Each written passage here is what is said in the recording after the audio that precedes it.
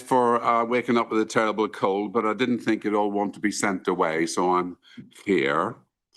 Can I ask everyone who's here present, please, to make sure they turn off their mobile phones or put them on silent? Now would be good, rather than when you're embarrassed. Thank you.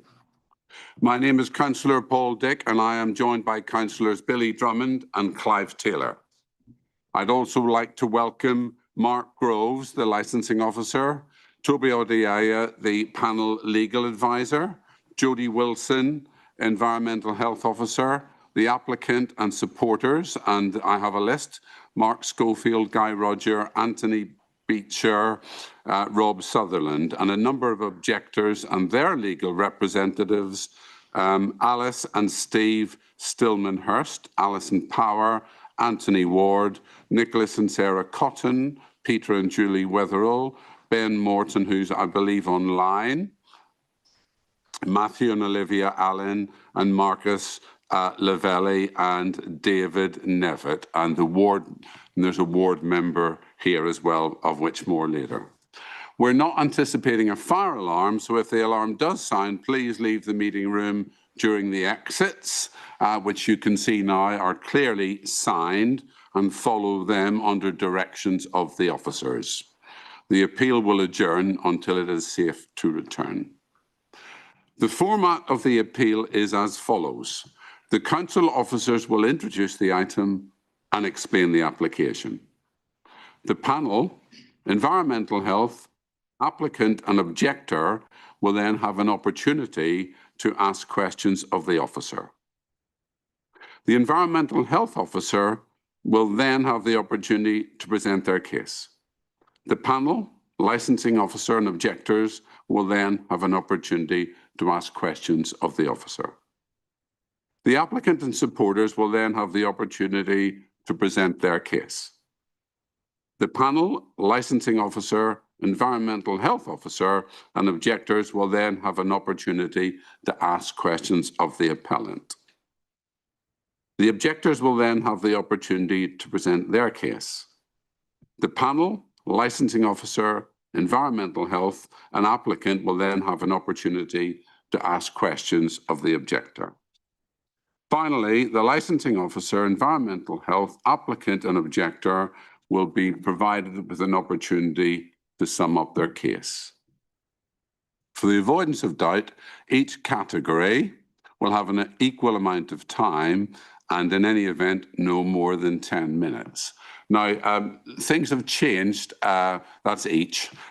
Things will have changed. So as I understand it, there are 5 people speaking: the presenter, environmental health, the license holder and supporter, and then there's 2 sets of objectors, one represented by council and one not.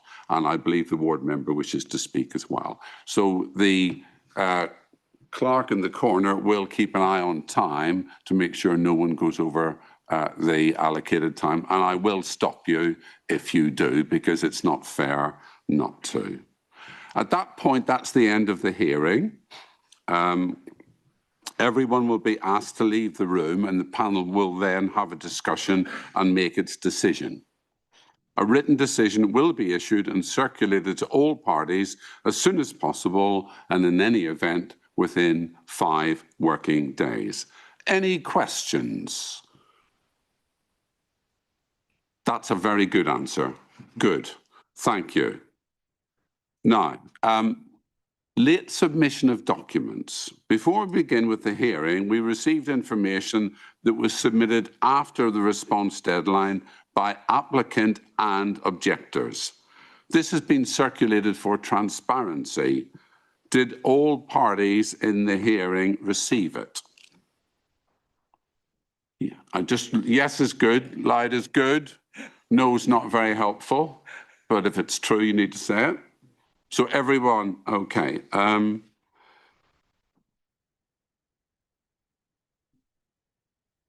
So the panel, obviously, you've said you've received it. I'm assuming, therefore, you're happy for it to be considered.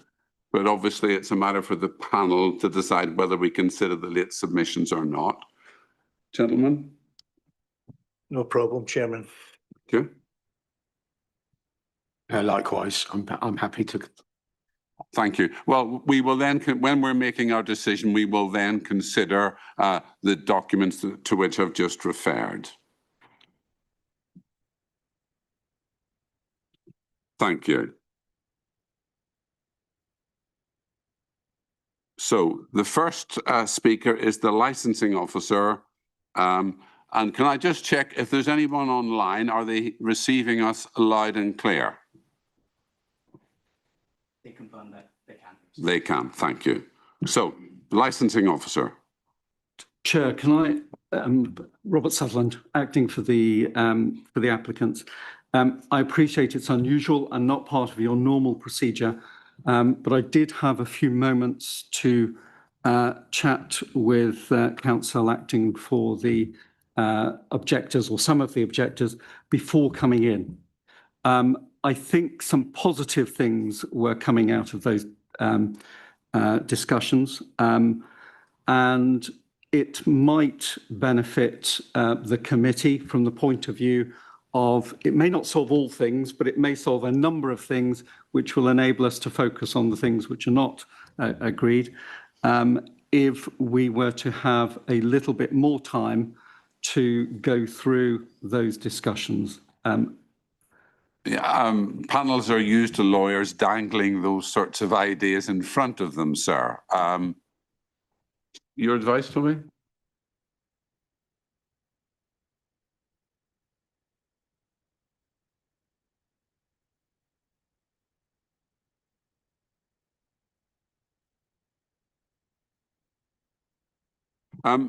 So you're speaking on behalf of two parties. You're suggesting that a little more time will be helpful. Who's the opposite number who's in this conspiracy? That's me, sir, Marcus Lavelle. And do you agree with what's been said? I do, sir. So are there some things that were in dispute that are already agreed? Or are you saying that a few more minutes and there will be some things that will be agreed?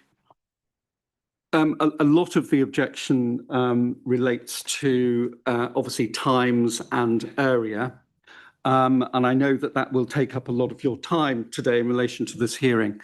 In relation to times, I think, and also in the area, I think that there are things that could be agreed between us.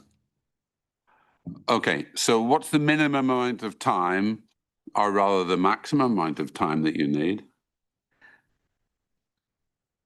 You're trusting a lawyer to give an answer to that? No, I don't trust you at all. I'm asking you for your answer, and then I'll tell you what we're going to do. Realistically, Chair, I would probably say 30 minutes. That's far too long.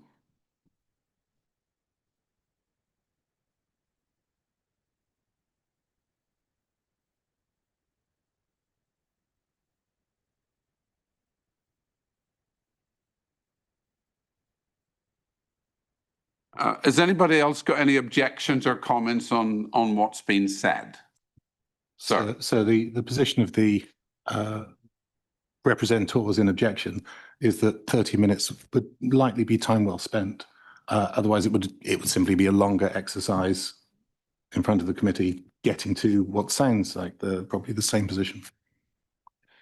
No one else has got anything to say. So presumably if we do pause the hearing, then you will tell us some things, some things that have been agreed and can be announced as agreed. That would be my intention, Chair, yes. Thank you. Let me just consult with the panel then.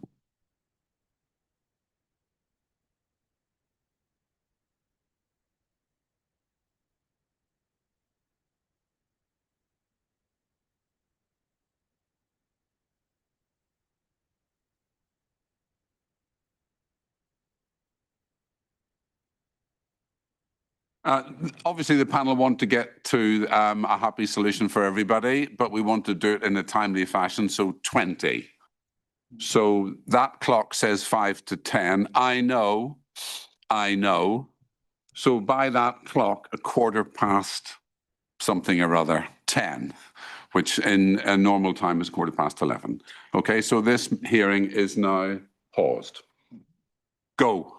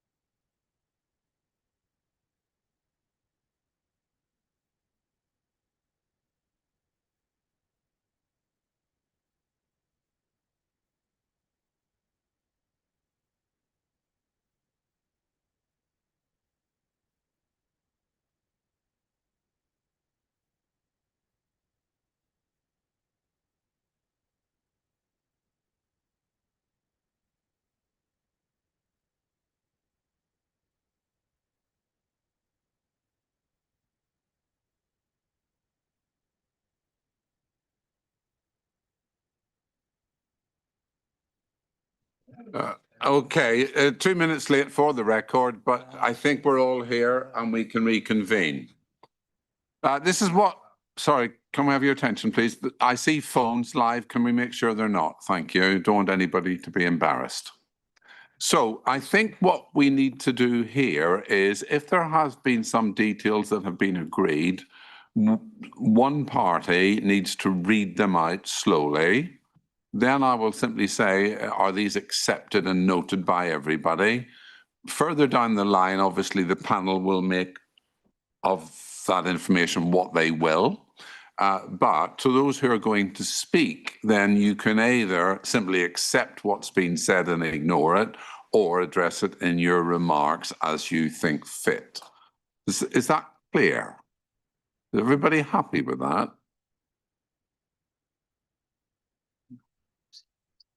Chair, it probably Sorry, one falls. second.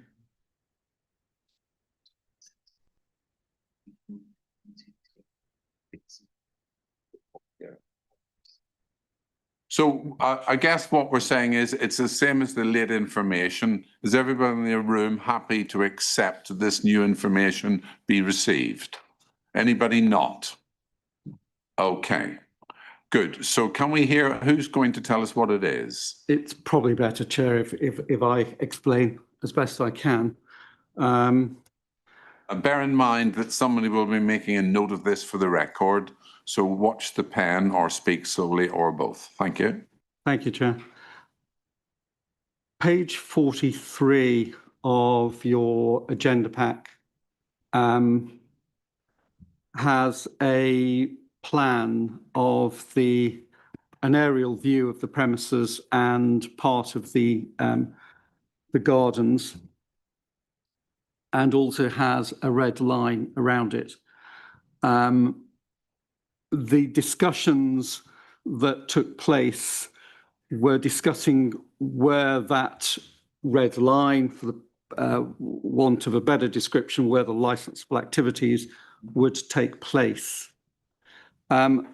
What was agreed between the parties, and the reason that I was a few minutes late, and my apologies, Chair, was that I just needed to make sure that the directors were comfortable with what had been discussed.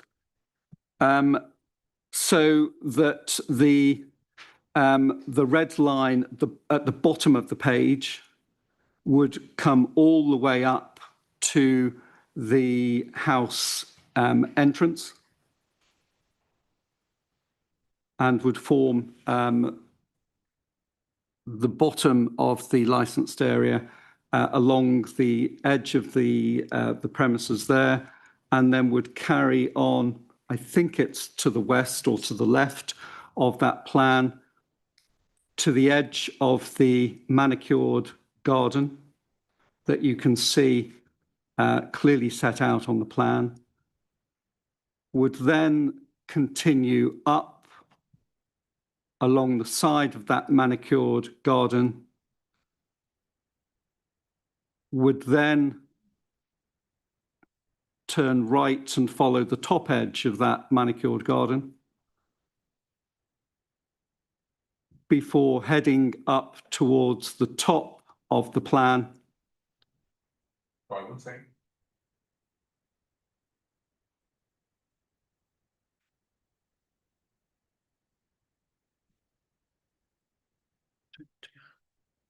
Up to there or up to there? Up to that bit.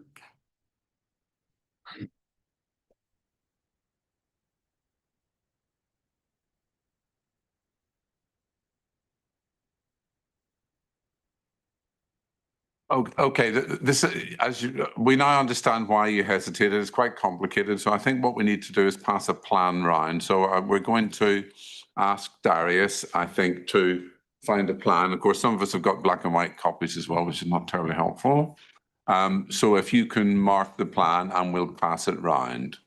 Now, were there other, I understood there was times and numbers, which are much more straightforward. Is it simply the plan that None of this is straightforward, sir.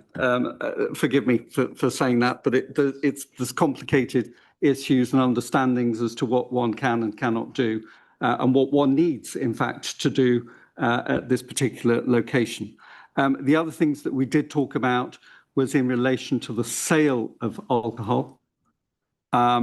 It was suggested, and it's not opposed by the applicants, that the sale of alcohol be restricted to the building.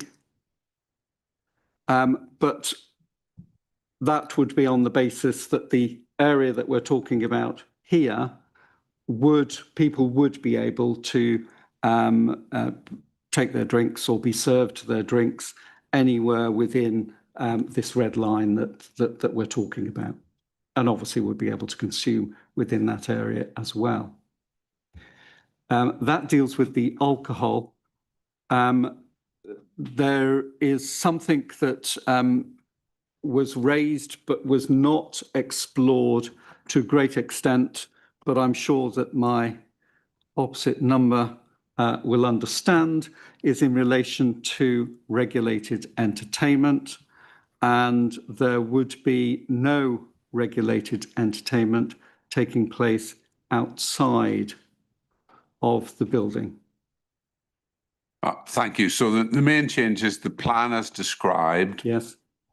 The alcohol dispensing, if you like. Yes. And the last bit, just repeat again. The regulated entertainment would only take place inside of the premises. Okay. Okay, well, we note that. Sir. Sorry, just for everybody's clarification, could you just be clear on the definition of regulated entertainment? It's a term that we discussed, but I'm not sure everybody knows what regulated entertainment is. Well, you did hint at that fact, didn't you? So do you want to respond? Chair, yes. So in relation to this, regulated entertainment is really the music that would be played, whether that's live or recorded. A lot of it was deregulated, as you're aware, Chair. And so between the hours of 9 in the morning and 11 at night, live music would be deregulated, as would, of course, the recorded music. The purpose of doing what has been agreed in relation to the red line is to make it very clear, if it wasn't clear, but make it very clear that there would be no regulated entertainment in the garden that we've talked about. The recorded music or live music. Just pause there because you did, Miss. You wanted to make a comment? Pretty. Inside, music only inside, is that inside Benham Balance House, or is that within a marquee type structure within the grounds? So the intention would only be that regulated entertainment would only take place inside the house itself. I think that was a yes. That's, Thank you, Chair. So if I may just add to that, the discussion beforehand linked most of this to the plan. And so for ease, dare I say it, when the plan is circulated, it will, as I understand it, detail through the use of different colours and different lines where alcohol is to be sold by retail. That will only be around the house, but it will be indicated by way of a line to ensure there's no confusion. The area in which people may consume alcohol sale by way of off sale will be delineated by a larger line. And then there will also be a condition identifying regulated entertainment will only take place within the house. And that can, of course, refer to the area in that initial line, if that helps clarify for everybody. Well, thank you. So I think it's really important that we see this map and we see the lines, and then it can be described, because we all need to be very clear about this. Arguably, it should have happened a long time ago, but it didn't. So where are we with the map, please?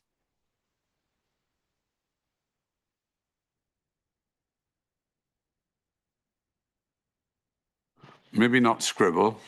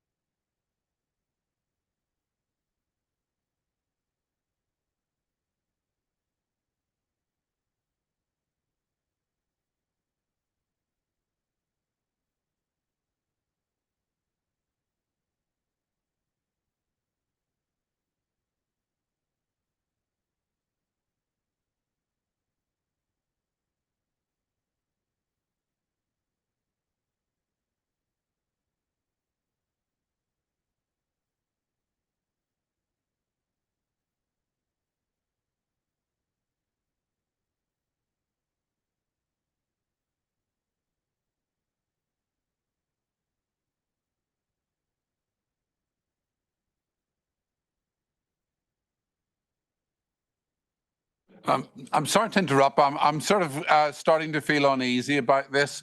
We have two experts, one on each side. Have you two gentlemen written down very clearly what you've agreed to such a way that we can display it for everyone and understand it? That's a yes or a no question to two people. Sir, yes or no? Yes. It's a bold statement. So I'm clear with what can be agreed with the other side. If I could have 5 minutes to take instructions from those instructing me just to make sure all of the residents are aligned, then I'll be able to say whether it's fully agreed or not. As you can imagine, I'm trying to take instructions from a number of people, and rather than having them each answer in turn, it would be helpful if I can just speak through with them for 5 minutes, and then we can hopefully come back and. Well, I understand. Of course, there's another stage, isn't there, where I will say, is everybody content that this information is logged? And then the panel decides whether or not we're going to take it into consideration further down the line. You had a fixed amount of time to agree. Is there any doubt that you're in agreement? Well, so until I take instructions, I can't. And I anticipate that those behind me would say they're probably not in a position to say whether they do or don't agree until they've been advised. What's the maximum amount of time you need? Because there's already been 4 lots of conversations going on, so it doesn't help, does it? That's a question. So 5 to 10 minutes would be helpful. Whatever it is on that clock. Thank you very much, sir. Go.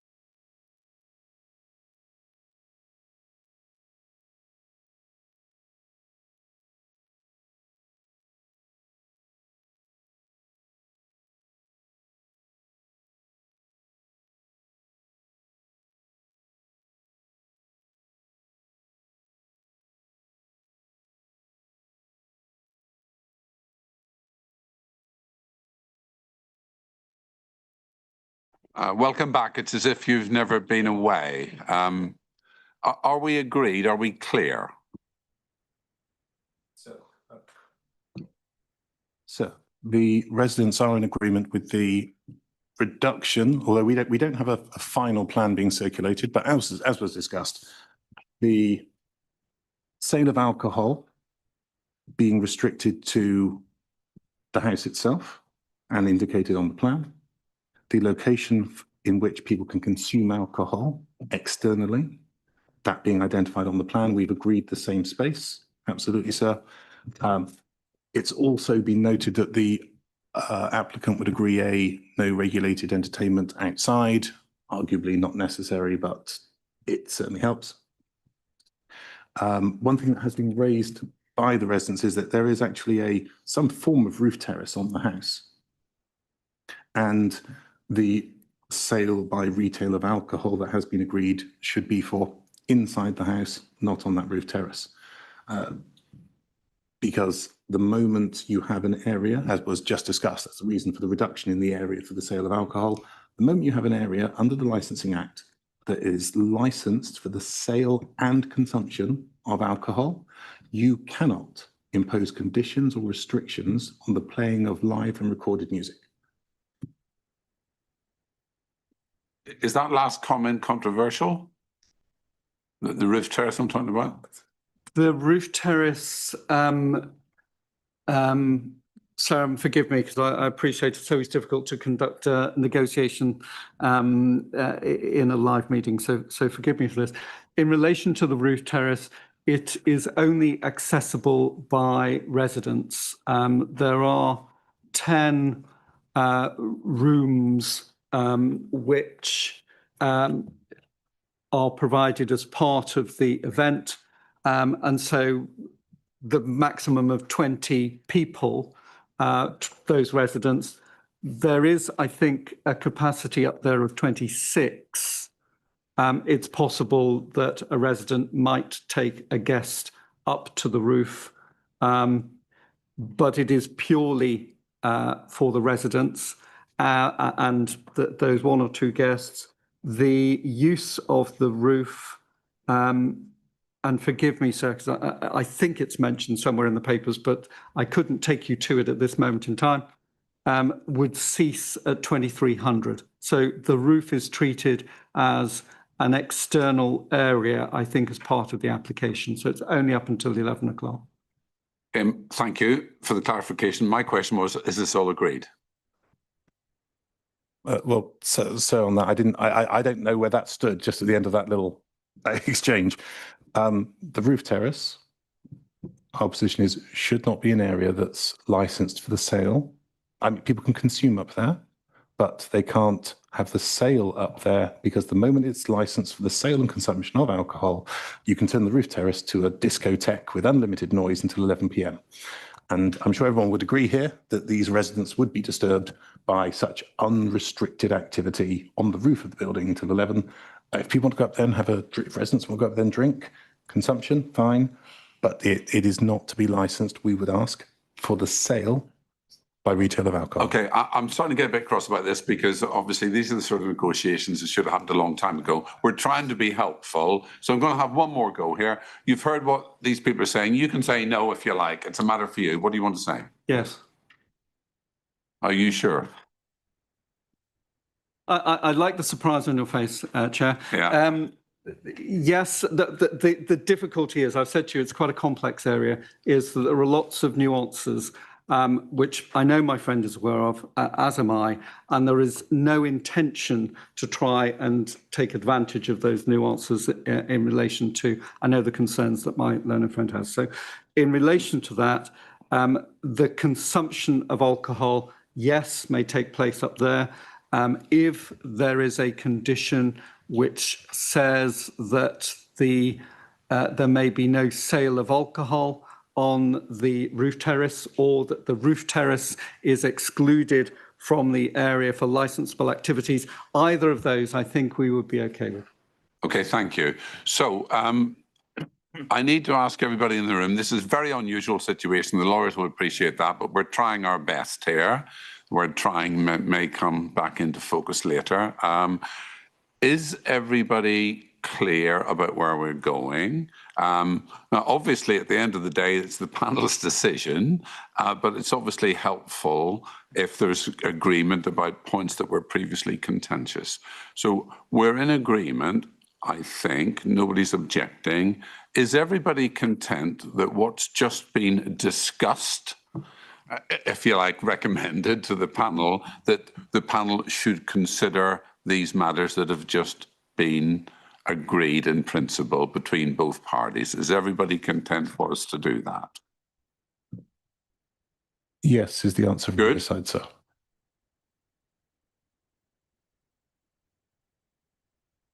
And the corollary of that is, are there any objectors? Could I raise a question? You, Yeah, I've just got one question.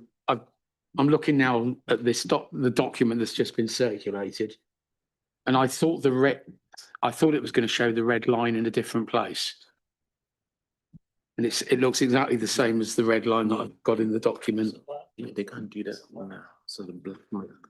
Sorry, So sir, it's the black mark. The black mark is the new red line. there is a very faint I can see that. pen red No. line, which is just around the building. On my version, which I think is the original, it's the red line, the printed red line is scribbled out. yeah. Okay, No, I understand. That's That's understood. been answered. Board member, is this pertinent? A different question, Chair, if I may. Considering this, the number of proposals being made and there's a change of red line and that would limit the noises or kind of events. My question to the environmental officer through you, Chair, is that would that assessment has to be carried out again with respect to these changes, or she's happy with that, the original report? I would imagine she'll address that in her presentation, unless she, yeah? Chair, if you want me to address it, obviously this is much smaller than original. And I think the assessment that was carried out and the figures that are mentioned in the noise management plan, I think was carried out from the building in any event. So We'll hear what the good lady says, not what other people think she might have said. But I appreciate your trying to help. One question open to our legal advisor: are you content that the plan as now writ is accurate enough, or do you need, for example, meter distances and things like that? Yeah, so this is just a drawing. Will, of course, for the purpose of if we go this way, because this is like an impromptu delineation, would need specifics in terms of measurements. So we appreciate that if this proposal, if this is this narrows down the issue and is approved by the panel, so to speak, we probably would need to reconvene in a shorter time to agree on what the measurements of the areas will be, just to ensure that we don't have any bloodline, so to speak. Chair, I don't know whether I can assist in relation to this. Should the licence be granted, and I emphasise that word should. Should the licence be granted, then obviously the applicants, in line with the plan that we've put in, we would submit a fresh drawing, which I'm happy to agree with the residents, just to demonstrate and show exactly what it is, but in much better terms and much clearer than my scribbled version. We can do that within 7 days. Well, I was thinking today. I was thinking before you leave and as we go into private session. Yeah. That would be much better. We can So do that. I'm asking the panel publicly, are we happy to accept this information that's been much discussed Yes, Chairman. as into our Yes, consideration? Chairman. Okay, so it's so accepted. So unless anybody has got another clever idea, I'm going to return to the officer to present his report. Sir, we're in your capable hands. Thank you very much, Chair. My name is Mark Rose. I'm the Lead Licensing Officer for the Public Protection Partnership of West Berkshire Council. This is a licensing report for the licensing application on the 13th of April 26 for Beanham Park House, Bean in Newbury, Romeo Golf 208 Lima uniform. As the chair has already pointed out, the number of people present today, I shan't go through them again for the time being, that are objectors and then also the supporting people for the application. There's also a ward councillor representing Speen Ward. On the 16th of February this year, an application was received on behalf of Beenham Park Enterprises Limited for a new premise licence under the Licence Act 2003 in respect of Beenham Park Estate, Speen in Newbury. The application has been recorded on the licensing database under reference number 29442. The application was validated on the 16th of February 2026 and the statutory 28-day consultation period ran from the 17th of February 26 to the 16th of March 26. A copy of the application is attached as Appendix 0A. The plan of the premises was Appendix 0B, but then that's been changed. The details of the DPS are attached as Appendix OB2. I confirm that the application was made in accordance with the Licensing Act 2003. The responsible authorities, ward members, Speen Parish Council and West Berkshire Council were notified of the application by email on the 17th of February 2026. A total of 19 representations were received, 17 from residents and 2 from ward councillors.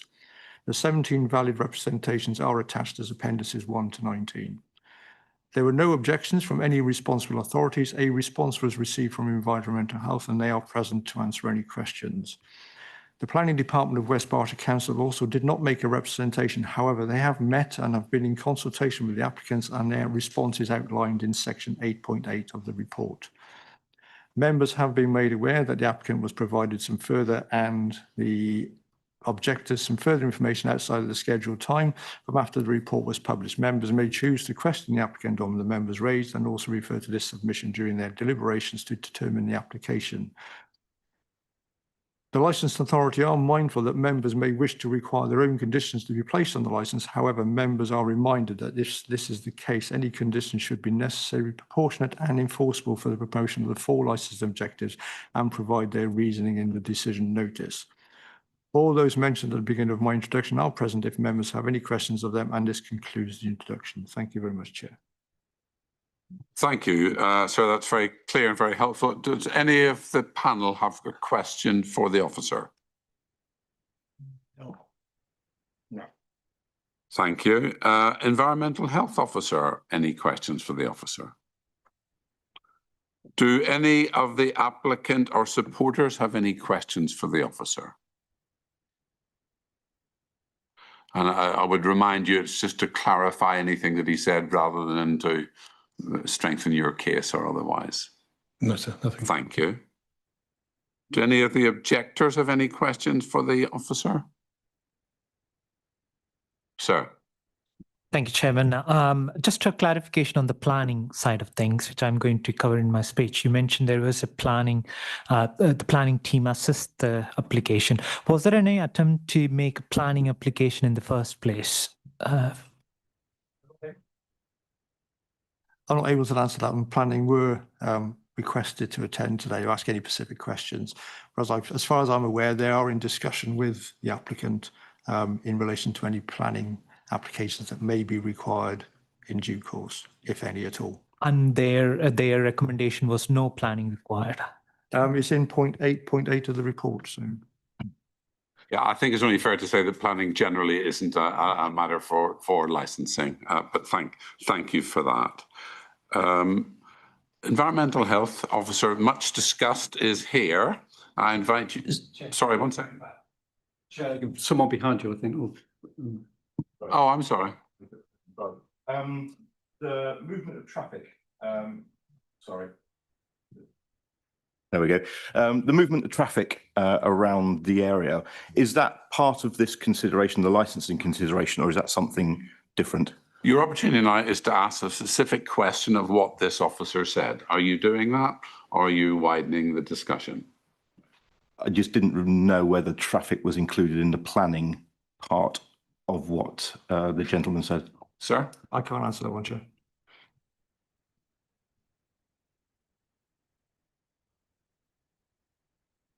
I'm sorry, that question doesn't relate to that report and therefore we can't accept it. Yes, of course. Thank you. For the Environmental Health Officer, they said they had We haven't got there yet. Okay. I was dragged back. Yeah, okay, I was moving on with him. Okay. So I think it's now your cue for a song, madam. Good morning, or is it good afternoon now? My name is Jodie Wilson and I'm a Senior Environmental Health Officer at West Berkshire Council. The applicant has been proactive in engaging with both licensing and environmental health throughout the development of this application. This early engagement has enabled officers to raise queries and concerns in advance of submission. Following discussions with the applicant, site visits and consideration of the proposed management controls, I'm satisfied that the application can be supported. Benham Valence House, with its large grand rooms, elegant gardens and open views across the estate and lake, appear to have been designed with hospitality and entertainment in mind. While this may not be in its more recent use, the proposed activities can reasonably be considered to align with the character of the site. The nearest residential properties are located to the south, around 200 metres from the main building and the new licensable area to the residential boundary. The application is somewhat unusual in that it proposes a wide range of event types, some of which present a higher potential noise impact than others. I've written about outdoor and marquee events, but obviously that's now been removed from there. But those would have presented a higher risk compared with lower impact activities such as the wellness retreats and wine tastings. That variety had added some complexity to the application, which I understand would contribute to the uncertainty or concern among nearby residents and as to what they might experience. Having reviewed the operating schedule and the noise management plan, I'm satisfied that the measures proposed to prevent public nuisance are appropriate and proportionate at this stage. The noise management plan which will be conditioned, provides a structured and flexible framework to ensure that events are assessed and managed in accordance with their potential impact. Importantly, it allows for ongoing review and update as experience is gained and includes mechanisms for earlier review should this be required. With the changes that have been proposed on the plan and that we've discussed or have been discussed now, I feel that this further reduces any concerns about noise risk, bringing the higher risk activity of music and entertainment within the building structure. It's been clarified that there won't be music within marquees, which could be a concern. And obviously the licensable area boundary has been moved further away from noise sensitive receptors. Thank you. Thank you. Can I just check if people online are still able to hear well what's being said? Yeah, I can hear everything. Thank you. Okay, so does either of the panel have a question for the environmental health?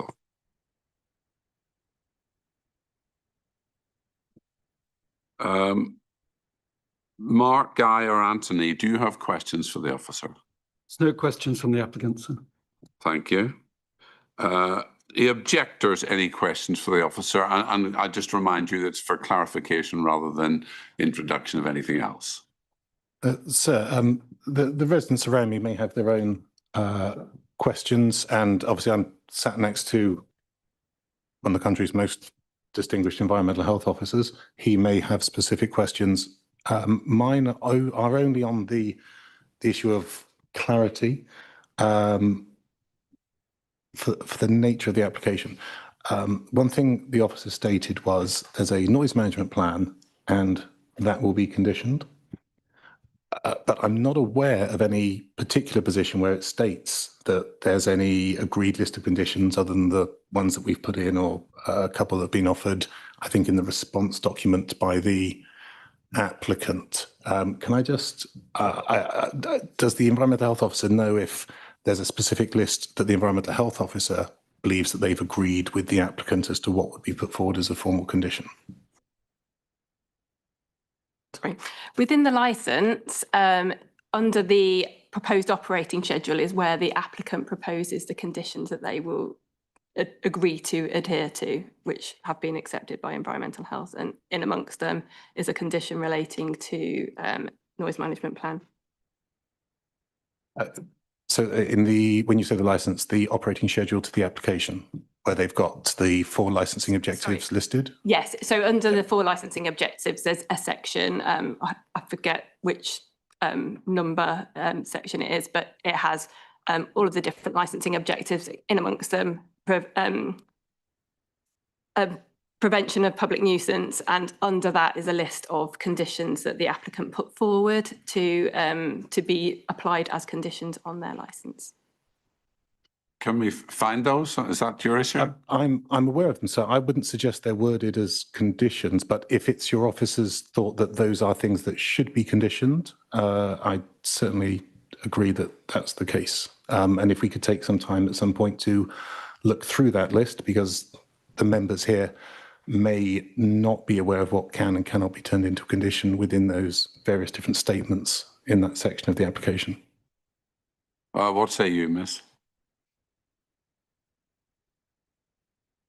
I'm not sure what response is appropriate. In my experience, generally where those conditions have been written by a layperson, usually by licensing, they're translated into an enforceable condition wording of the same sentiment, is my understanding.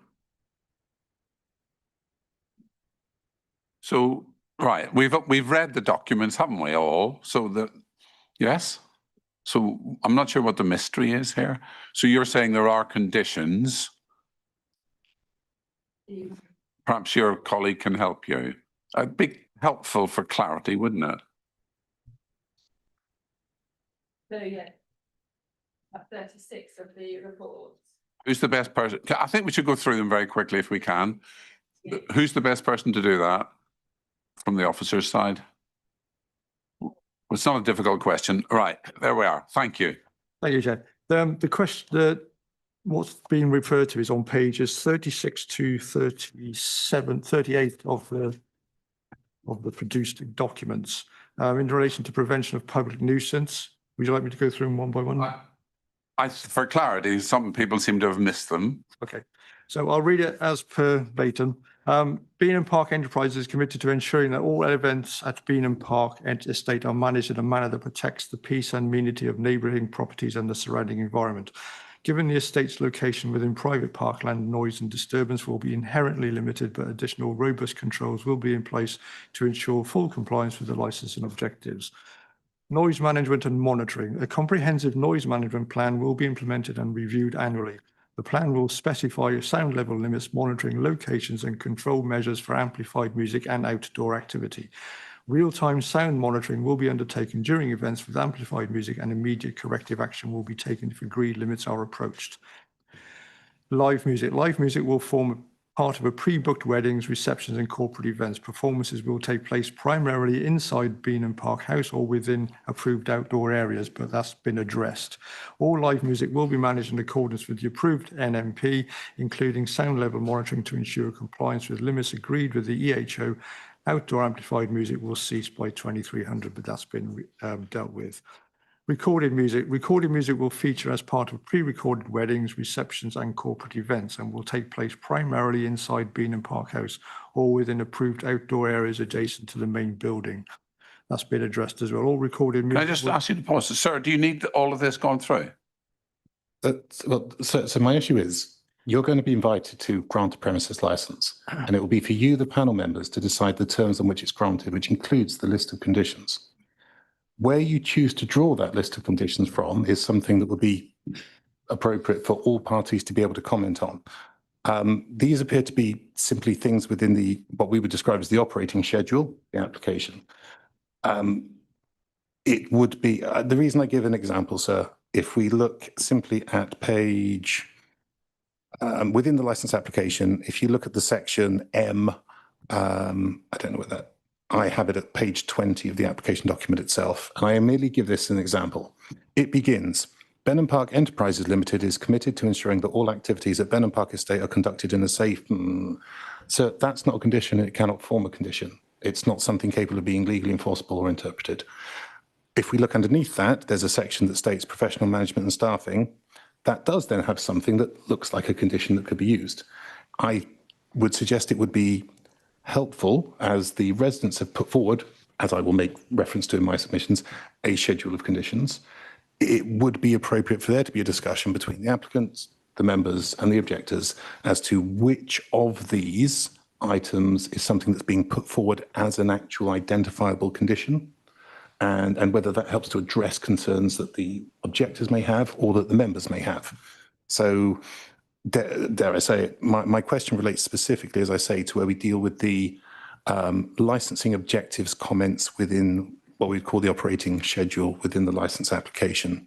So that's beginning at section M, A, general for licensing objectives, and then it moves through the others. And I say that's that can be quite a focused discussion with a yes, no, yes, no, yes, no, as you just go through each of those that could form a true condition. Have either of the officers got any comment on that?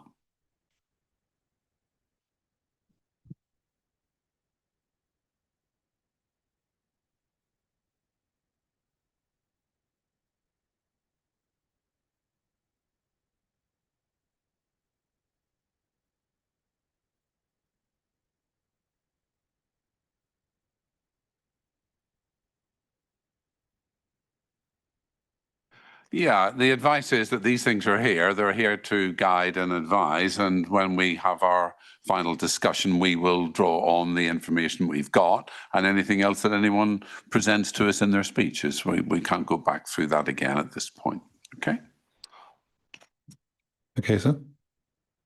Any other questions?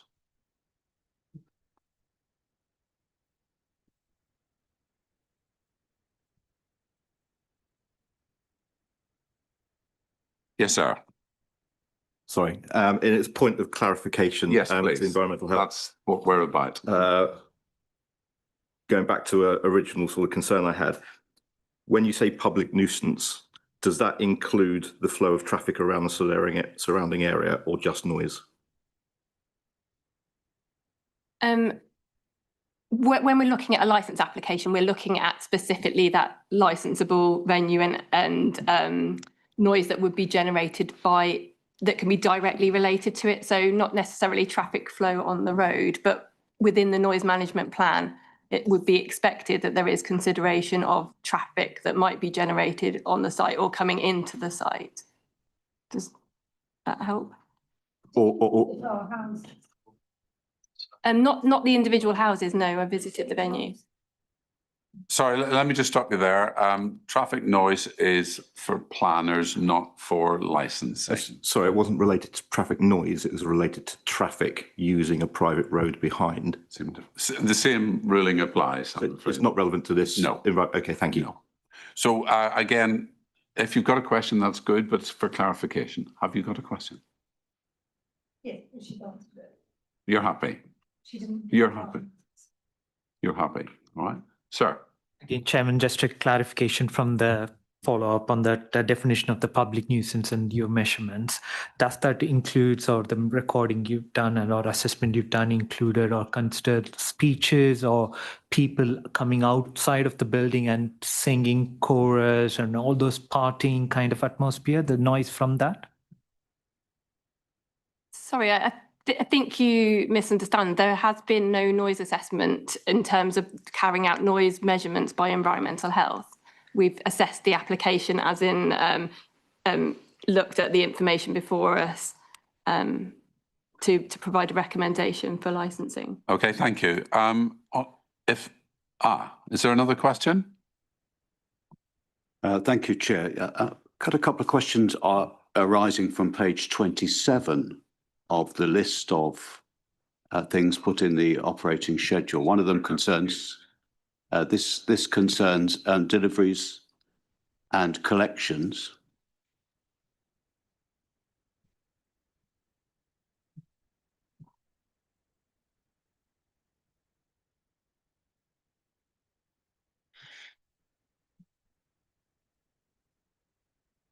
Okay, as long as your points are for clarification only, then please. Yes, it's really a question for the environmental health officer, really. On page 27, there's reference to deliveries and collections, and it says there deliveries, setups and collections will be restricted to agreed hours, typically 8 in the morning till 8 at night, to avoid unnecessary disturbance. Suppliers will be briefed on noise sensitive operations.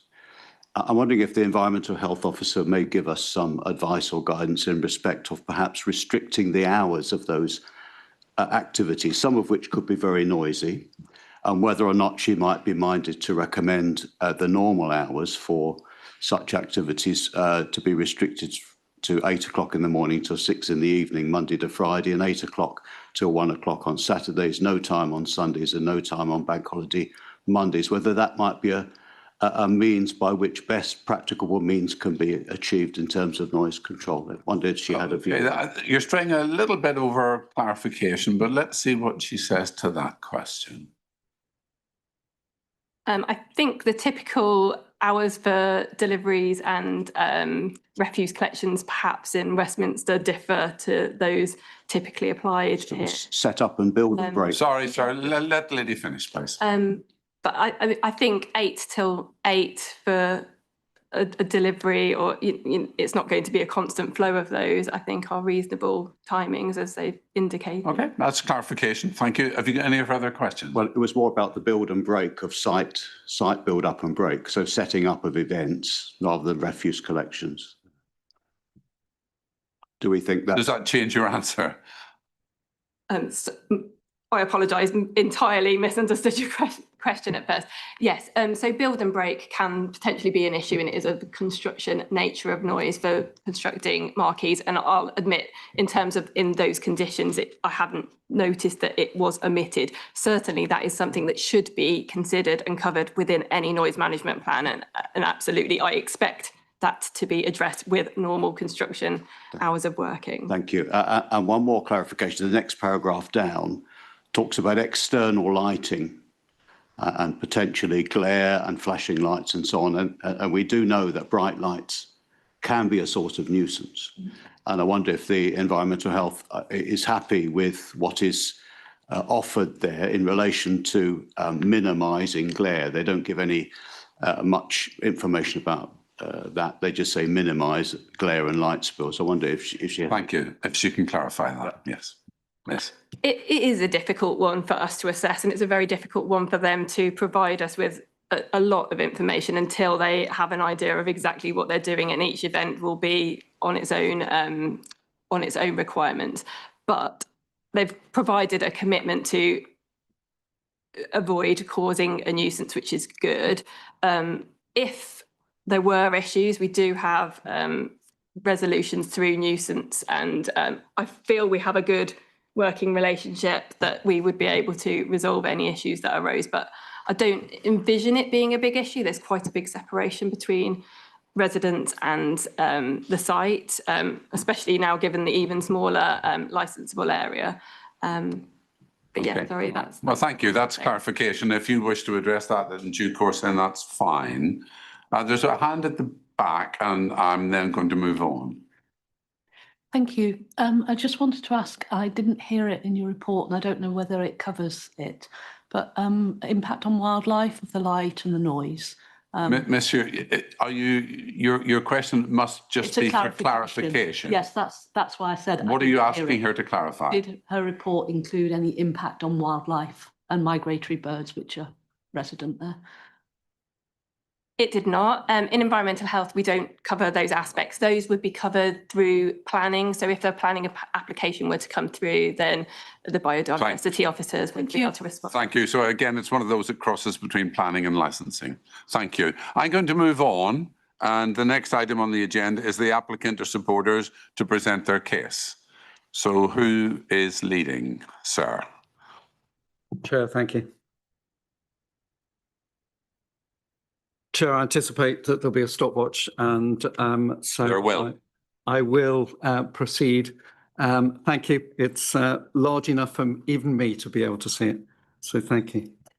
In respect to this application, as has already been mentioned by your officers, the applicants who are reputable, they have experience in their own fields, and have been brought on board in relation to this venture with the owner of the property in order to from a commercial aspect, to make the premises commercially viable so that activities and repairs and other things can take place at the premises.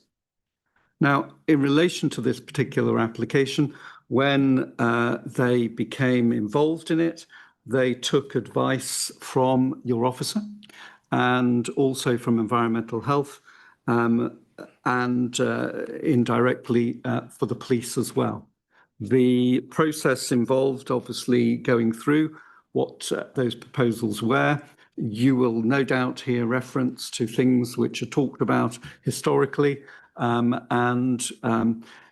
it is true that over those discussions which have taken place and those investigations which have taken place, the vision has adapted to the circumstances that have been found. So much so, Chair, that you have the application which is in front of you today. And I've already, with the applicants and discussions with the objectors, pared that back even further, should the committee grant the licence today. In addition, Chair, what I would look to do is to pare it back even further, if I may. So in relation to the application, reference is made to late night refreshment all the way through from 11 o'clock in the evening through till 5 o'clock in the morning. That's not necessary for what's intended here. And for the purposes of this application, I would pare that back to midnight. We've already indicated that the licensable activities would only take place in the building itself. And of course, that would also apply, should it not be clear, that would also only apply to the building in relation to the late night refreshment. There are a number of issues which have been raised, and so for clarity, to make sure that these issues are covered, we've talked about a maximum, and I know in the application some figures are mentioned, it's 250. There is no intention that events which take place at the premises would exceed 250, excluding staff, contractors and performers. There's talk about the number of days and whether that meant events. They talk about events, and I think the objectors raise, does that involve a day, or is there an event lasting more than a day? I think it's a fair point. So from that point of view, we would say that there are no more than 20 event days within the next 12 months, assuming that the licence is granted today, Chair, and then 35 event days in subsequent years. So from April the 13th or 14th, 2027 and onwards, it would be 35 event days. In relation to regulated entertainment, it's already been indicated that that will be carried out in accordance with the noise management plan. And of course, that will be complied with. The noise management plan, as has the application, been dealt with in full discussion with the environmental health officer. The noise management plan will be as well. They have reputable experts involved in dealing with noise assessment, and they, of course, would carry out any noise tests and assessments. Now, one of the things which is raised is about a noise limiter and that being set. And of course, it is important for the applicants that the regulated entertainment only takes place once that noise limiter has been set in conjunction with your officer. We also accept that it is better if, as part of that setting of that noise limiter, if that takes place involving the objectors. So the nearest noise sensitive premises, the noise could be assessed there. It could be assessed at any of the objectors' residence, and we wouldn't have any difficulty in accommodating that as long as the residents are reasonable. in relation to what I wouldn't want is to say, hey, yes, we'll come and assess it there, and then there's no availability for the next 6 months. I'm sure we can all be reasonable. So in relation to that, of course, we would encourage that. If it was appropriate and felt appropriate from the objectives perspective, because I appreciate that there's an ex-environmental health officer on the other side, if they wanted their own noise expert to take part in those assessments, then again, that can all be accommodated. And of course, regulated entertainment would not take place until that assessment has been carried out. The sound limiter is set and of course is sealed. Reference is made within the papers to having a nominated responsible person. It's intended that the vast majority of these events that Mark Schofield would be present. He's the DPS, gentleman sitting on my right. It's intended that he will be there or his deputy would be present. He will make sure, again, that of course we're compliant with the licence, as is his legal obligation. We've set out a noise complaints procedure, which is contained within the documentation, that all noise complaints are logged, they're investigated promptly, that they're addressed immediately where practicable, and if it can't be resolved immediately, then it involves Mark to my right or another individual that he's delegated so that they can be resolved promptly. We keep a record of all complaints and all investigations and actions. Those records will be kept for a minimum of 12 months, and of course they're made available to your officers should that be required. One thing which is not mentioned directly within the papers, but is a regular meeting to be held with residents. We talk about a working party, but that's in addition to what I'm about to propose, so that at least every 6 months, the licence holder will hold a meeting for all local residents to attend, to raise any concerns and issues that they have, which they feel require consideration. We'd give at least 14 days, but that's an arbitrary figure that I've come up with. If it's felt more appropriate to give longer, then of course that's also possible. We've indicated that there would be no pyrotechnics. We're also agreeable in relation to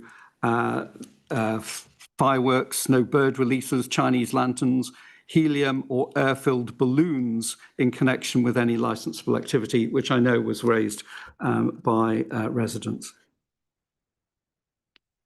In relation to off sales, that becomes more of an issue because we've pulled back the area for the sale of the alcohol, but we've indicated that the consumption of alcohol on site would be within the black line and as marked on the revised plan. It should also be noted that the only other form of off sale would be to guests in sealed containers by way of a thank you or by way of an event favour or congratulatory gift. So they would be the only other form whereby people would be taking alcohol from the premises outside. We've been requested to add details, and I know there was a question in relation to the my time is critical. Guest parking, waiting, pick-up, drop-off is agreed, and I know the wording is set out fully. This is a premises that is solely as an exclusive use, pre-booked venue for events, including accommodation and retreats. There are no ticketed events or festivals. There's no general public access, no walk-in trade. Thank you. Can I just check again that people online can hear us? Yes, I can hear you fine. Other members, have you any questions? No, he answered any questions I wanted. Good. Thank you, Chairman. Sir.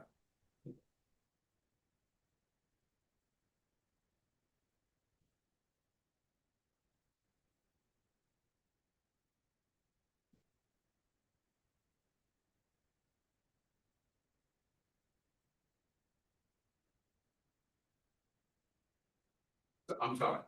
Sir. You have a question? Okay, I do.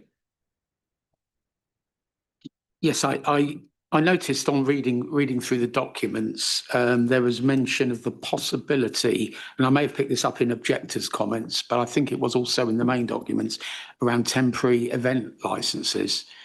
Could you clarify that? I mean, given that you've set limits of 20 events in the first year, 35 in the second, do you envisage any need for temporary event licenses?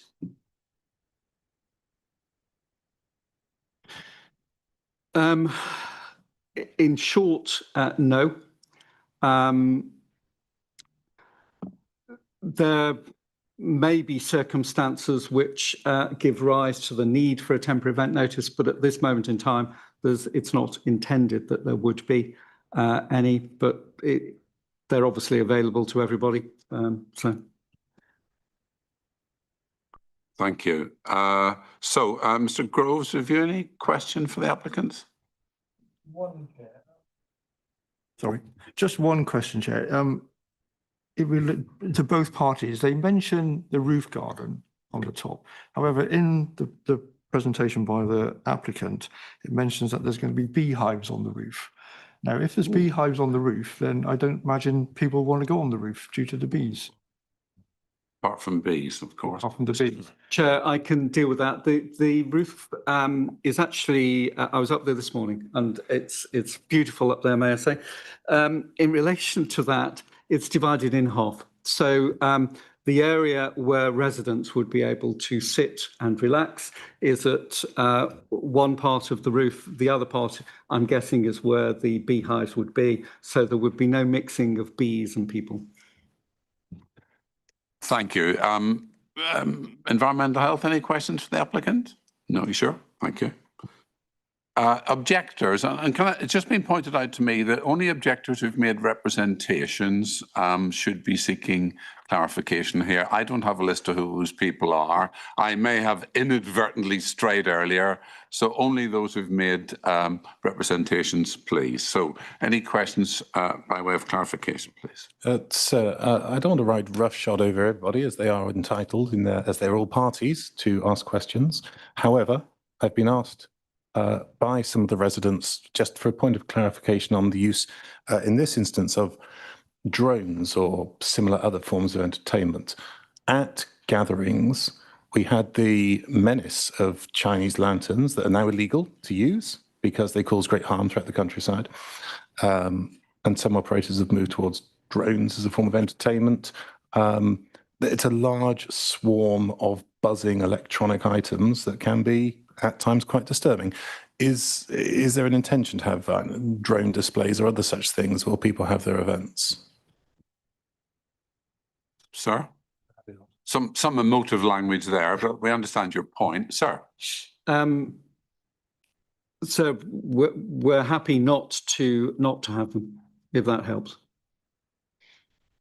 Does that help? I'll certainly ask. That's gratefully received. So back to my earlier question. Sir, you have our undivided attention. Thank you. You state about fireworks, I think you just mentioned now, there'll be no pyrotechnics. On your website, there's a frequently asked questions section. One of the frequently asked questions is, can we have fireworks? Your response on your website is not normally, but under exceptional circumstances. I'm not sure what those exceptional circumstances would be, but that is contradictory to what you're saying in your application and what you're saying here at to this panel. So which is true, I guess, is my question. Okay. In relation to that particular point, as I indicated, I think when I started, some aspects, some thoughts have obviously developed over time, and that I think is one of them. The indication here would be that a condition would go onto the premises licence. I anticipate that's what you would look to do, Chair, if the licence is granted. And that, of course, would prohibit and prevent fireworks from being used at the premises. Thank you. Thank you very much. Also, if I may. You may. Another frequently asked question, can I arrive and leave by helicopter?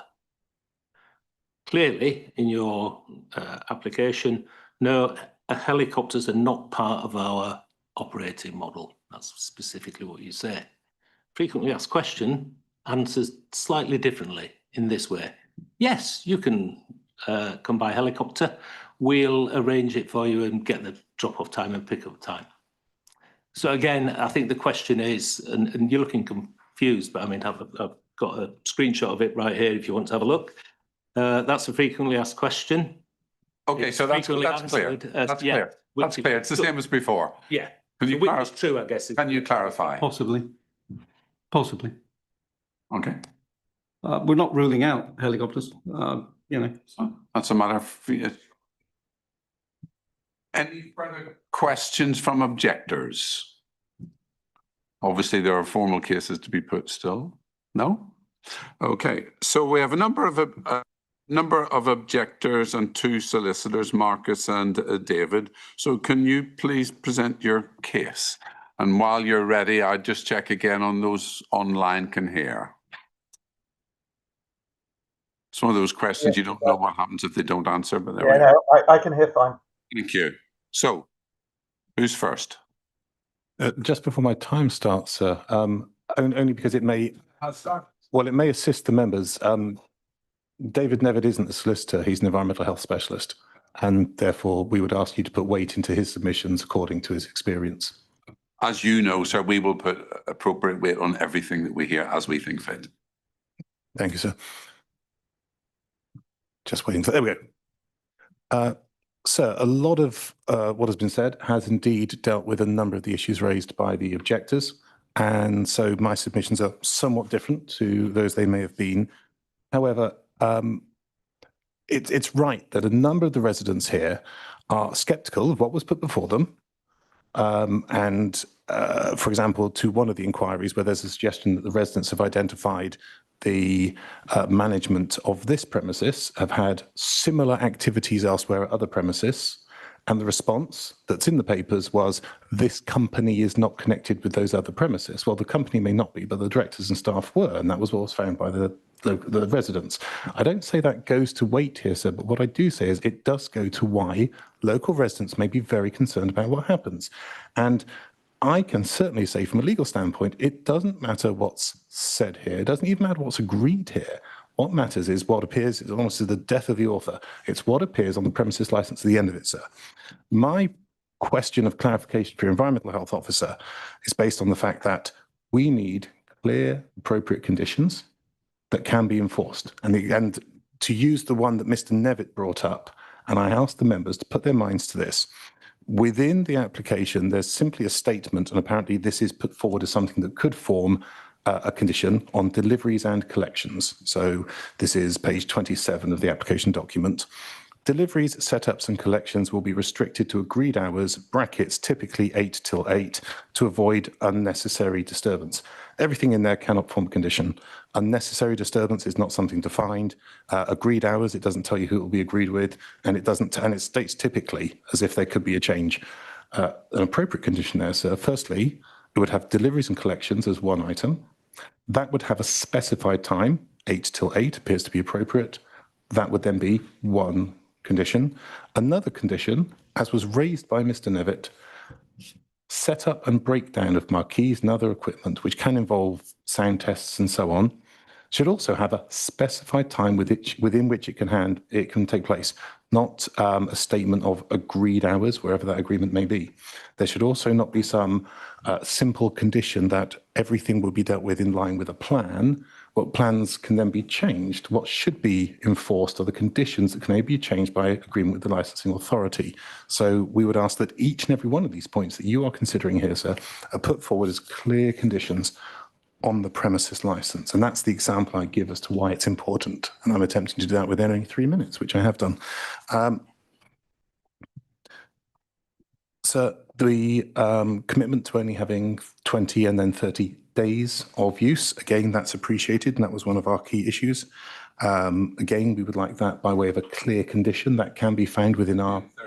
20 and 35. That can be found within our proposed conditions, as can a condition clearly setting out that this premises will only be used in certain ways, in line with the very things that the applicant put forward.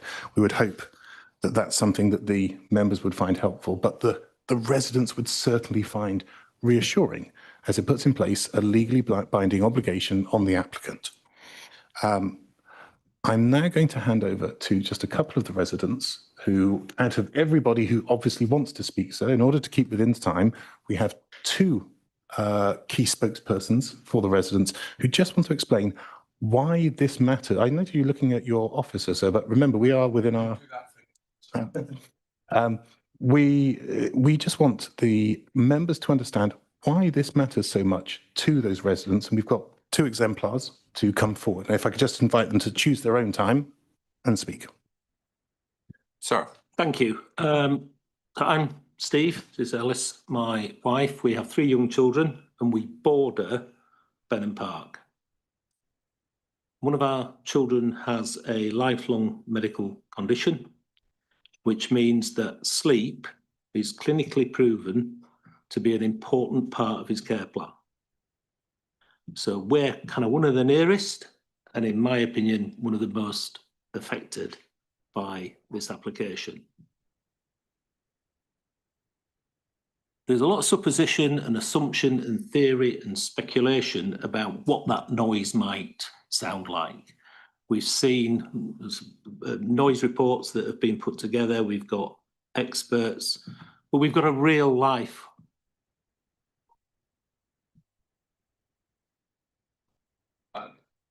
I've just been reminded that given the number of people speaking, it should be short and sharp, please. Of course, you've put this in writing as well, haven't you? So not this bit, but this will be. But some of it. Okay, yeah, right. Okay. There's a lot of supposition and assumption and theory about how this might affect people. But we've got a real life example. November 24, at the house, a party by the previous tenant kept us awake until past midnight with music and noise. Noise from people talking and shouting and getting drunk, and there were 28 people there. That's all. So 28 people up at that house kept us awake until midnight. So that's a real life thing. It's not assumption, it's not a theory. That's what happened. And I'm sure the other residents were party to that as well. Thank you. As much as I have to say. That's very clear. Thank you. Similar guidance. Someone else is going to speak, I think was. Hi, my name's Anthony Ward. I live on the southeastern corner. I am probably the closest resident. And I would just confirm everything that's just been said. We have the real life example of what happened. Noise travels across the park. The idea that there are some sort of natural barriers that prevent it is simply not true. Traffic noise travels across the park with lots of experience of it. That's it, really. Thank you. And sir, for the last 3 minutes, I'd like to hand over to Mr. Nevitt. Thank you, Chair. I think it's been very helpful to hear a now modified and restricted, reduced application. I think that's very helpful. So it does reduce the risk. I think the environmental health have recognised that. However, the real issue here is that there's not enough being put forward in terms of concrete conditions which are specific and detailed, which are capable of only one interpretation. Not perhaps or maybe we'll try to, but they need to be capable of only one interpretation. And they need to be capable of being effectively enforced by the authorities. So where wording says, we intend to do this or we might do that, needs to be nailed down. So what we're asking, Chair, is may we please have a set of conditions that are clearly enforceable, readily enforceable by the authorities, and which are specific. There are terms which are set out there which don't mean anything. What's a corporate event? Doesn't mean anything. If they can clarify those, that would be great. The other issue is that 35 days of the year. Most of those 35 days will be in the summer months, I suspect. Can't 100% sure, but that's actually compressing and intensifying the exposure of the local residents to disturbance. There's no condition offered at all by the applicant which says that the council, the authorities, the fire brigade need to inspect and approve the safety of the site. Public safety is one of the licensing objectives. May we please request a condition that says that the site must be approved prior to the licensable activities taking place. That's not been done. And a capacity of 250 has been proposed. Is that safe? We don't know until it's been properly assessed. And again, there's no requirement for it to be assessed. May we also request that there is a professional and detailed site-specific acoustic report. What is contained in the paperwork is simply insufficient in terms of a proper acoustic assessment, in terms of what may impact on the local residents, not just from music, amplified sound systems, but from ancillary operational activities, site setup and break, build and break, refuse collections, vehicle movements, etc. So those are the things, Chair. We feel that there's a significant number of things here which could adversely impact on local residents. Thank you. That's very clear. Sir. So with just 55 seconds left, I would suggest you appropriately noted that as the application has been amended by the applicant, as is their gift, to the extent that the plan, which will also dictate what licensable activities happen where and where the conditions apply, has been amended. I would agree it should be produced in its final form to go before the members deliberate, as of course you're then deliberating on the updated and amended application. And I appreciate that may cause an element of delay now, but could remove a great deal of consternation in the months to come. So holding on for that plan to be submitted may be time well spent. And I'm free with 10 seconds left. Thank you. Thank you. I'll come back to that. I've already indicated my view on that. I think that's the objectors' cases, as it were. So I'm looking to my right and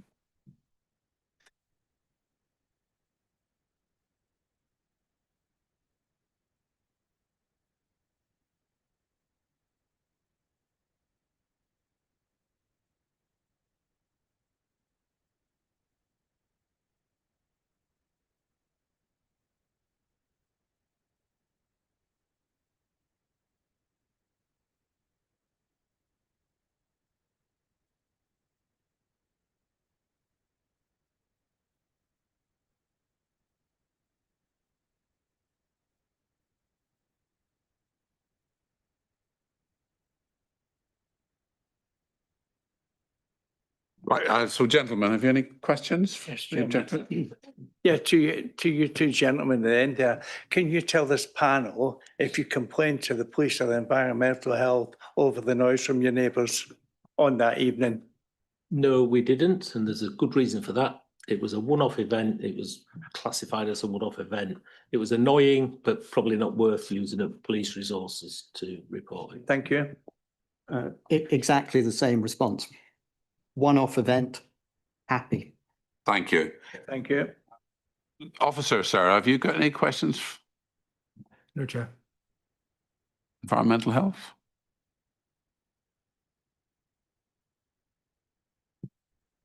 Applicants or supporters? Chair, I've got a couple of questions. I'm listening. Thank you. Mr. Navitt, in relation to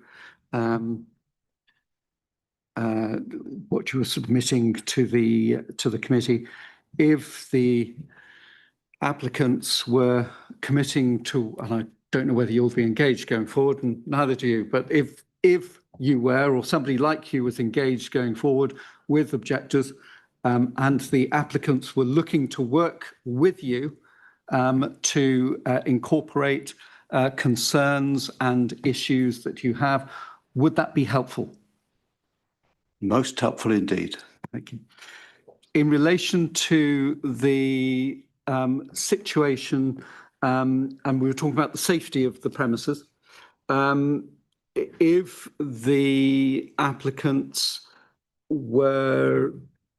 should a license be granted by the committee, but if we were to agree with your suggestion that before the license is used, that the environmental health officer or another environmental health officer attend the premises to satisfy themselves that the premises is safe, does that help you? Yes, significantly. I would also say it'd be very worthwhile approaching the fire brigade and also the local police. The police may want CCTV requirements and so on. So I think those responsible authorities, which are Licensing Act responsible authorities, to engage them in respect of those matters, that would go a long way to protecting the customers.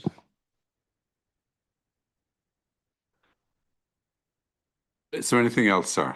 You're pausing. I was pausing. You're absolutely right, Chair. And I was just making sure that there was nothing either from what was just said or on my notes here. There is nothing, so thank you. I'm going to say something and the lawyer will probably tell me off for, but you made a suggestion about negotiating going forward. It almost sounded like you weren't pressing forward with your application today. Sorry, just now, sir? Yeah. Well, I'm sorry if I misled you. I hadn't intended. No, I think there may be many things that Mr. Lavelle and myself agree with. One thing I do not agree with what he said is what is said in this room. What is said in this room is vitally important, particularly for the applicant, because what we want to do is build a relationship going forward if you grant the license. Understood. Thank you. So I think we're moving to closing remarks. I'm pausing deliberately.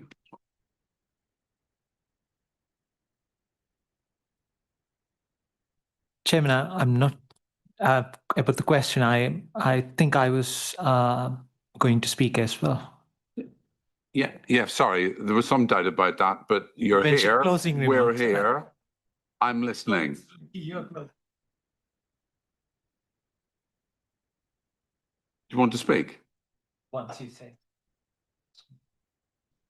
Please speak. Okay, I'll start now considering the time, Chair. Thank you, Chair and members of the committee. I'm here as one of the board members of SPEEN and apologies from Councillor Martha Vickers, who couldn't be here, but she agrees with me.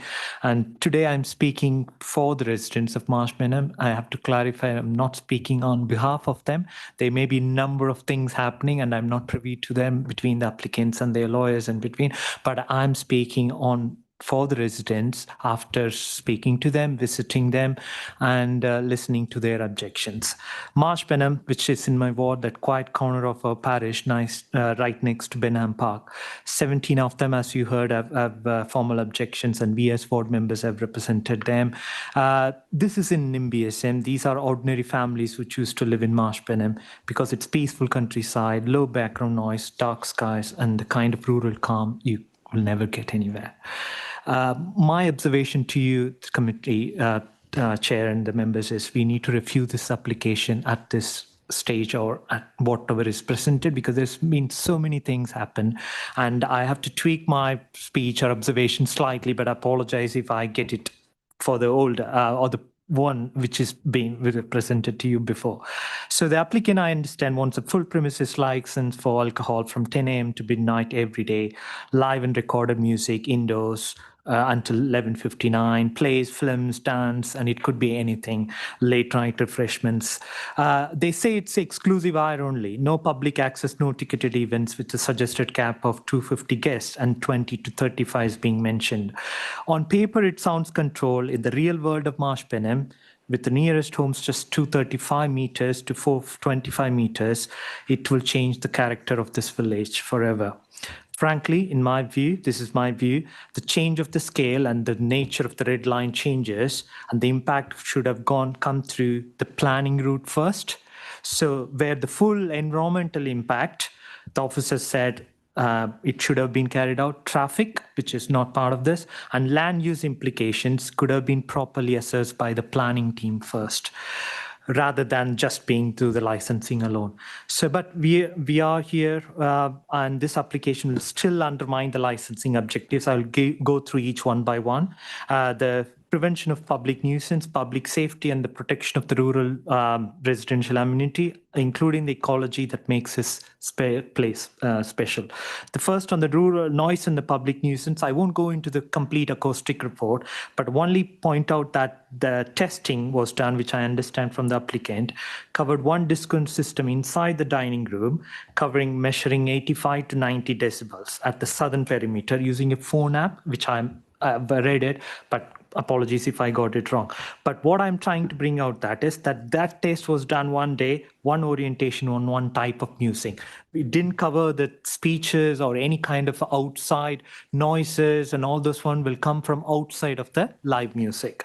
So the management plan, noise management plan has been produced as well, but I think that 95 decibel recorded there is far exceeding the 30 decibel which Marsh Benham is used to in the night. Normally you can imagine that the 30 decibel is the countryside noise levels from the surroundings. The second point I want to make is the traffic and parking public safety. The house has parking for just 60 vehicles. At 250 guests, that's easily 100 cars before you add staff, suppliers, and taxis. All traffic funnels through that one gated entrance on the A4. Late night refreshment until 5 a.m., even within the house, and alcohol would involve like people drinking and coming out and reaching out to the vehicles. So that event management plan promises no roadside parking and marshal spaces, but the lanes around Marsh Benham are narrow, unlit, and already see complaints about speeding. We have been mentioning about accidents in the last month or so. So worse still, that single entrance is the only route for the emergency vehicles.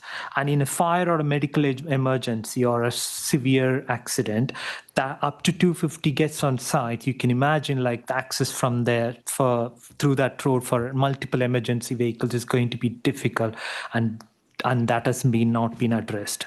What has been already not mentioned, and I want to add, is that right in the middle of the estate is a lake with alcohol flowing and guests going around drinking. There is high risk of drowning hazard, which has not been addressed in the fire risk assessment or the event management plan. These are real public safety gaps in the middle of Marsh Benham or middle of the countryside.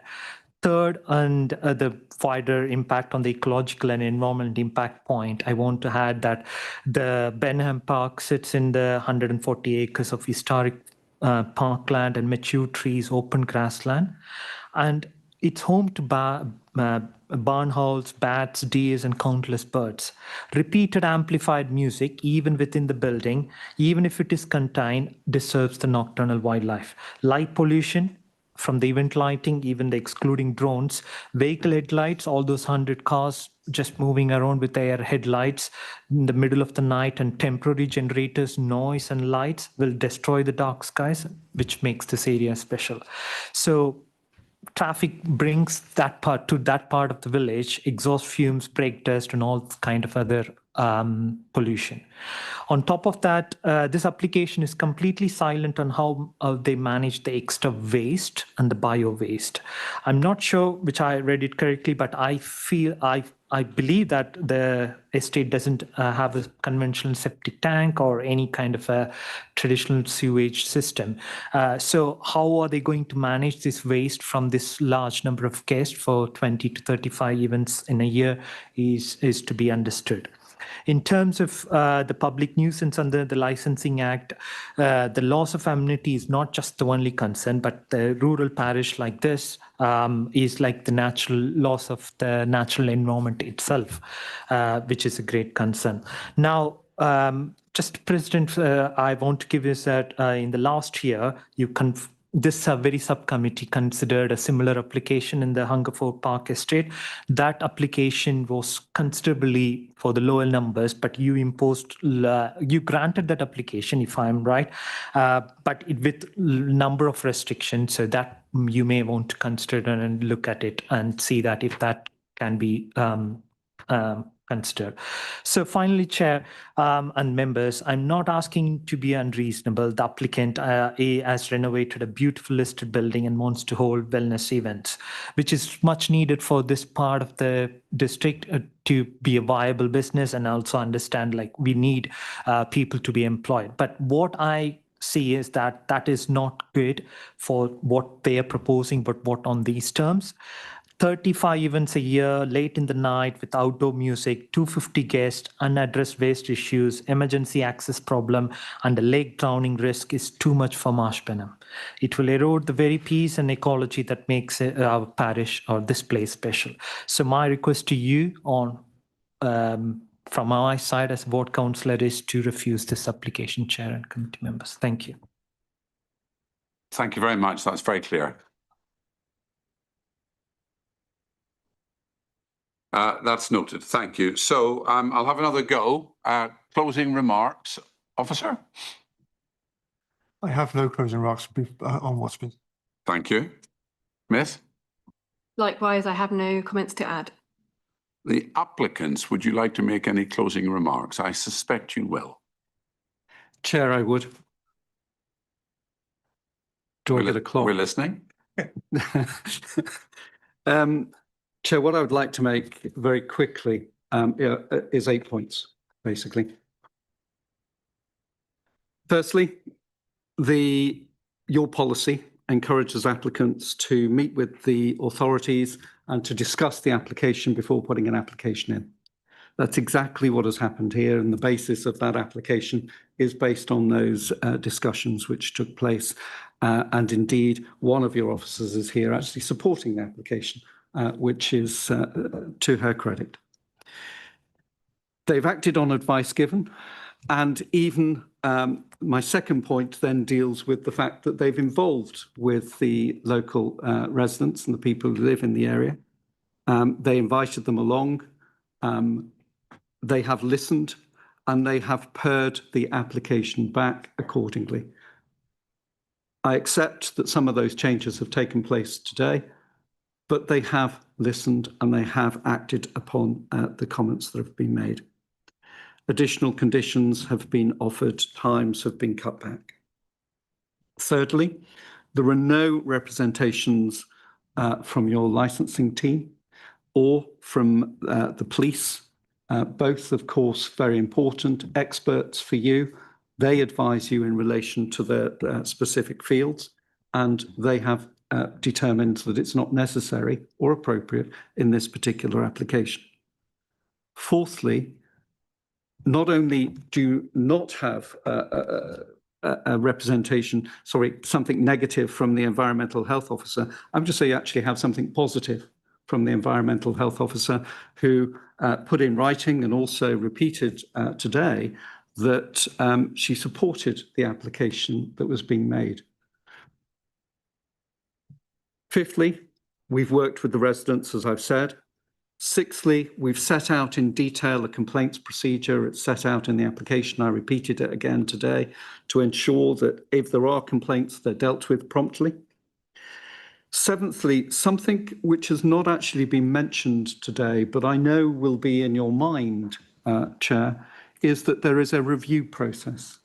If something, we say there will not be a need to use it, of course, but you can rest assured, Chair, that if it is necessary or appropriate that a review is brought, then of course we will have to answer to the things that we've said in this room, which is why it's important, and to the things that we do, following on from the things that we've said in this room. And if I have misspoke, I have no doubt that if I'm invited back, that you will make it very clear to me, that's not what you said, Mr. Sutherland, because I was here and I heard what you said. That's why it's so important for us to be very clear in this part of the application as to what we are going to do. Finally, Chair, what I would refer you to is the guidance. The ward councillor has mentioned the importance of economic benefits of applications. The guidance, of course, was recently changed to draw that to your attention, and it is something that you should consider the need to promote the growth and deliver economic benefits when deciding on this application. Thank you, Chair. Just 1 second.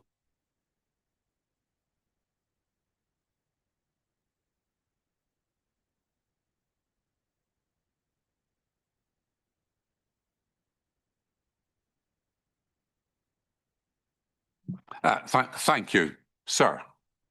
Closing. Sir, you heard this phrase earlier, but I think it's well worth understanding. This is absolutely not a case of not in my backyard. This is a case that certainly began with what in my backyard. You've seen that this application has indeed changed and changed here on the day. But to be clear, sir, the application that was lodged was hand in glove with the marketing for this site.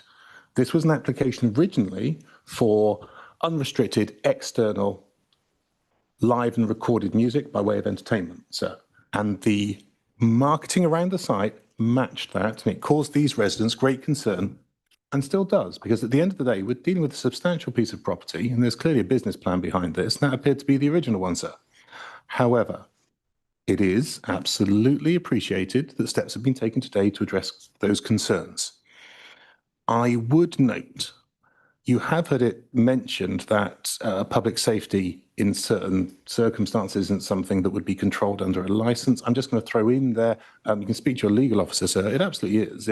If this person wishes to, and by person I mean legal person, can be a company, sir, wishes to hold a premises license, they will be expected to act in accordance with the licensing objectives and promote those objectives, which includes public safety. Public safety in and around their premises, and as a result of people being drawn to their premises. If they don't want to comply with those things, sir, they just don't need a premises license. So things such as public safety by way of traffic management, absolutely relevant, absolutely relevant. And it should be something that's controlled by way of condition, not simply a plan that can change at any time without it coming before a licensing authority, sir. So those key issues relating to parking placement, traffic management, should appear in those conditions that you will consider today, sir.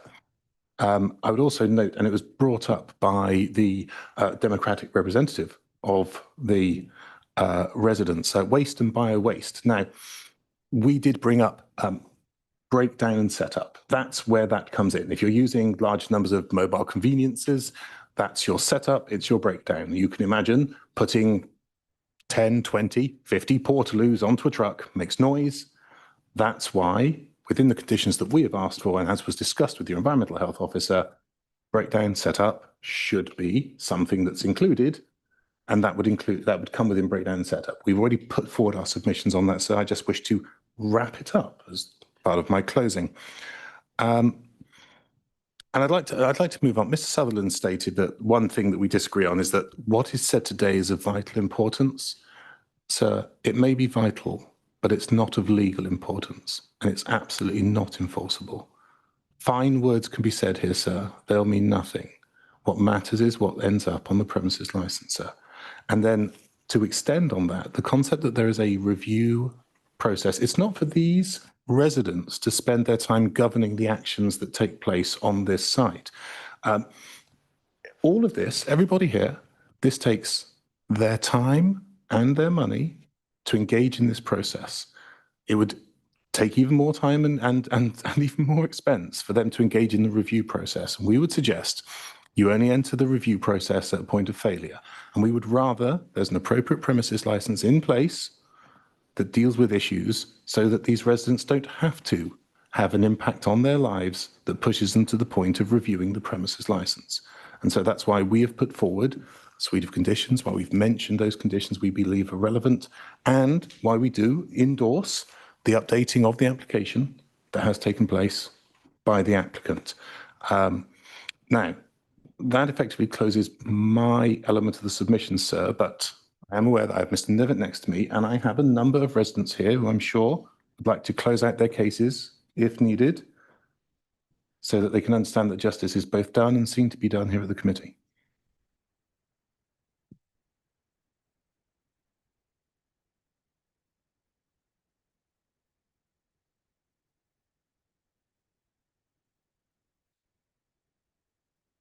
Yeah, I think the view would be the unrepresented people may speak if they wish. Let me just look around the room, sir.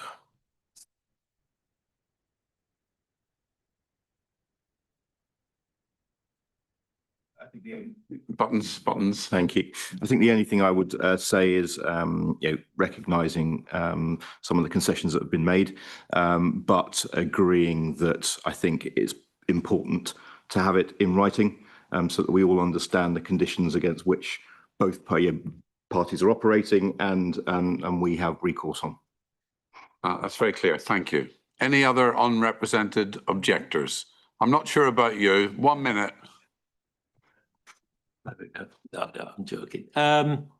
Just one question or clarification. Do you have... Summing up. Yes. So there are already weddings booked. Prior to this meeting, there are already licensed weddings booked. I know people who are invited to them. Just a point. thank you. Okay, can I just check that everybody in the room feels they've had the appropriate opportunity to contribute? That's good. That's the aim. Keeping it smooth, but also making sure everyone's been heard. I'm going to say one thing that you two gentlemen won't like. We want to get on and look at this. Everybody wants us to get on and look at this. So in a moment, we're going to empty the room, but I want the two map drawers to sit down in a corner somewhere and bring us back ASAP, something that our lawyer can look at and say, yeah, this is clear, there's no wriggle room in this for either party. Is that something that you incredibly expensive and well-qualified professional people could do? You might be looking at the other side of the room when you said your comment, but yes. Just speak for yourself, sir. Yes, will do. I've got no doubt that we can, sir. Thank you, sir. But as long as the applicant has a new plan, that's all good. I'm sure we can work on that.